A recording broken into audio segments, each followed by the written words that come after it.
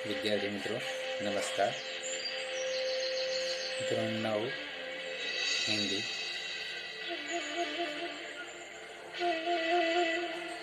लगभग 6 पाठने काव्य पूरा થયા છે।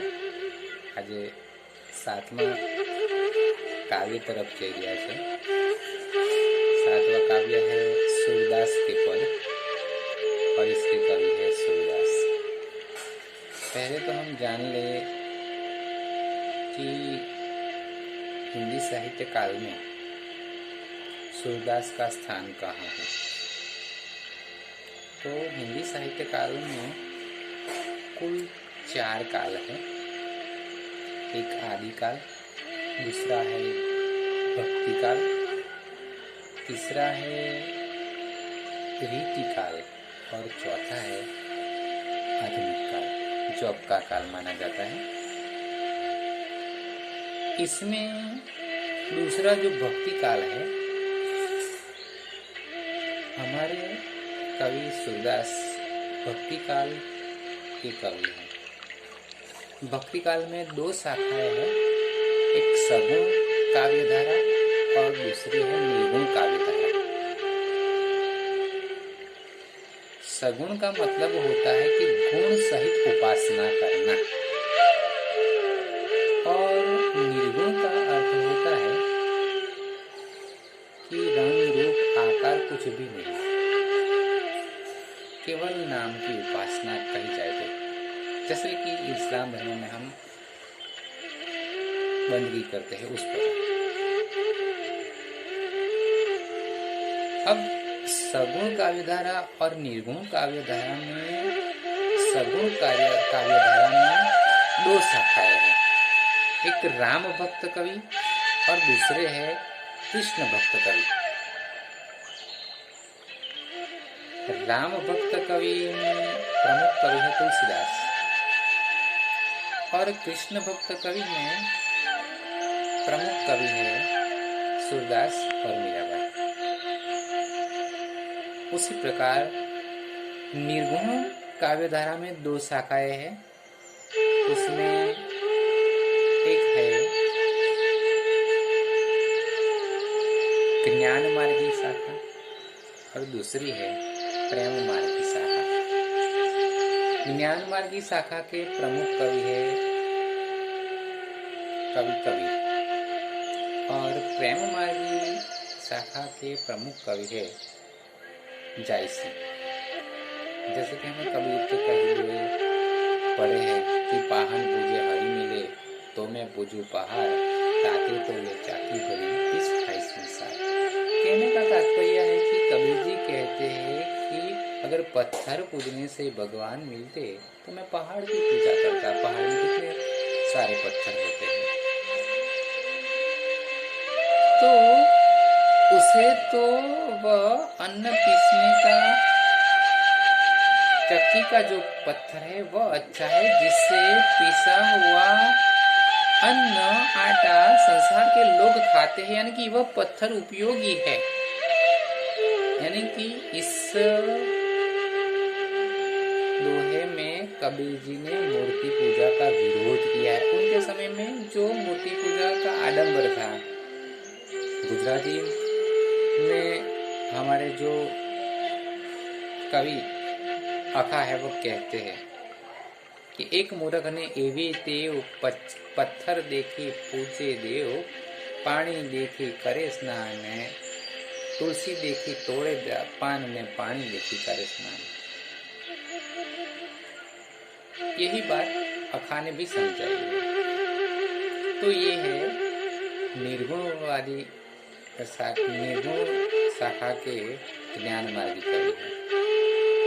तो निर्गुण और सगुण का भेद हमें देखना है। उसमें कृष्ण भक्त कवि है सगुण काव्यधारा में सूरदास जी। सूरदास जी के बारे में कहा जाता है कि उनके 5 भाई थे, 4 भाई और वो 5 भाई थे। किसी वजह से उनके 4 भाई हो गए। सूरदास जी उन्हें ढूंढते ढूंढते एक बिना पानी के कुएं में जाकर गिरे। भगवान श्री कृष्ण के वह भक्त थे, उन्होंने अपने आराध्य को याद किया और भगवान ने उन्हें दृष्टि प्रदान की और दर्शन दिए। ऐसा माना जाता है और कहा जाता है कि सूरदास ने कहा कि हे प्रभु, हे भगवान, जिन आंखों ने आपको देखा है, जिन दृष्टि ने आपको देखा है, वह इस संसार में और कुछ देखना नहीं चाहता, इसलिए आप मेरी दृष्टि वापस ले लो। और कहा जाता है कि वह फिर से अंधे हो गए। उनके बारे में ये भी कहा जाता है कि दुनिया में अगर बाल मानस का सर्वश्रेष्ठ जो किसी ने चित्रण किया है तो वह है सूरदास। उनकी तुलना में कोई नहीं आ सकता। सारी दुनिया के कवियों में सर्वोपरि स्थान प्राप्त करने वाले केवल बाल मानस के लिए बाल मानस का वर्णन करने वाले कवि केवल सूरदास जी हैं। इसलिए तो सूरदास जी कहते हैं कि मैया मोही दाऊ बहुत खिजायो, मोसो कहत है मोल को लियो, तू जसुमती कब जायो।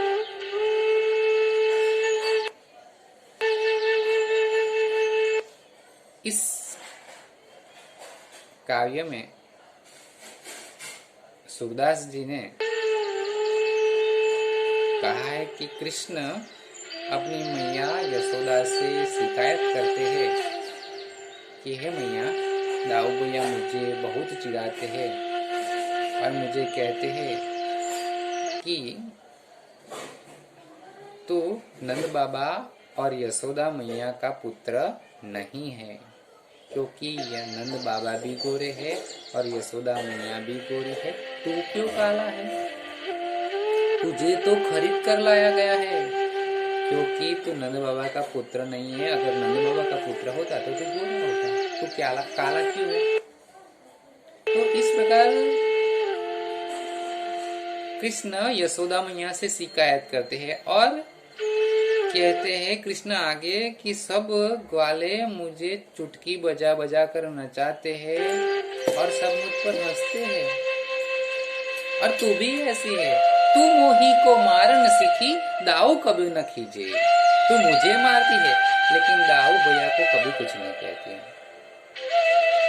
कृष्ण की ऐसी बातों को सुनकर यशोदा मैया प्रसन्न होती है और कहती है कि हे कान्हा, मैं गायों की सौगंध खाकर कहती हूँ कि मैं ही तुम्हारी माता हूँ और तू ही मेरा पुत्र है। तो इस प्रकार बाल मानस का जो वर्णन है वह सूरदास के अतिरिक्त और कोई इतना अच्छा नहीं कर सकता। देखते हम काव्य में कि सूरदास जी क्या कहते हैं। सूरदास, उनका जन्म हुआ है 1478, निधन सन 1573।